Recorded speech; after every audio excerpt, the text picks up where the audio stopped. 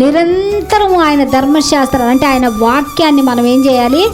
అనుసరించే వారముగా ఉండాలి. నిత్యము ఆయన అనుసరించేవారు.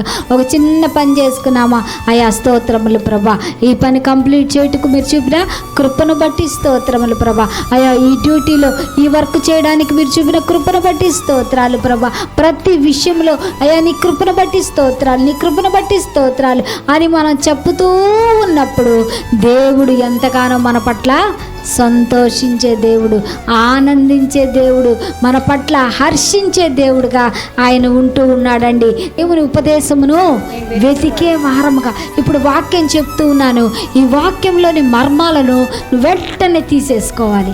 ఎట్లా తీసుకోవాలి? వెంటనే నువ్వు హృదయంలో పట్టుదలతో పట్టుకోవాలి, వాక్యాన్ని వ్రాసుకోవాలి, ఇంటికి వెళ్ళి దాన్ని ధ్యానించాలి, దాన్ని చదవాలి, నిర్బంధము లేకుండా, ఎటువంటి ఆటంకం లేకుండా నీ హృదయంలోనికి వాక్యాన్ని నువ్వు పంపించుకుంటూ ఉండాలి.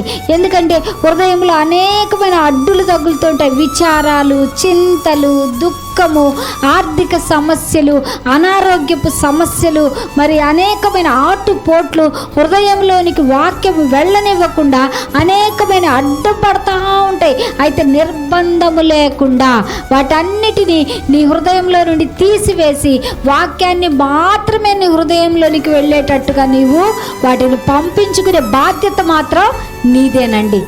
పరిశుద్ధాత్మ దేవుడు విత్తుతున్నాడు, వాటిని పంపించుకునే బాధ్యత మాత్రము నీ మీదే ఉంది. కాబట్టి ఈరోజు ఏం వాక్యంతో దేవుడు మాట్లాడాడు, ఆ వాక్యాన్ని నువ్వు ఇంటికి వెళ్ళి మళ్ళీ సాయంకాలం ప్రశాంతంగా కూర్చొని ఆ వాక్యంలో ఉన్న సంగతులన్నిటినీ ప్రభా నా హృదయంలోనికి చొప్పించవా, నా హృదయంలోనికి పంపించవా నువ్వు అడుగుతూ ఉన్నప్పుడు దేవుడు నీ హృదయాన్ని తన వాక్యంతో నింపడం ప్రారంభిస్తాడండి. వాక్యంతో నువ్వు నింపబడినప్పుడు నిత్యము నీకు సంతోషమే, నిత్యము నీకు ఆనందమే, ఎప్పుడు ఉజ్జీవంగా ఉంటావు, నిరాశపడవు, నిరాశగా ఉండవు, దిగులు నీ యొద్దకు రాదు. హల్లెలూయా.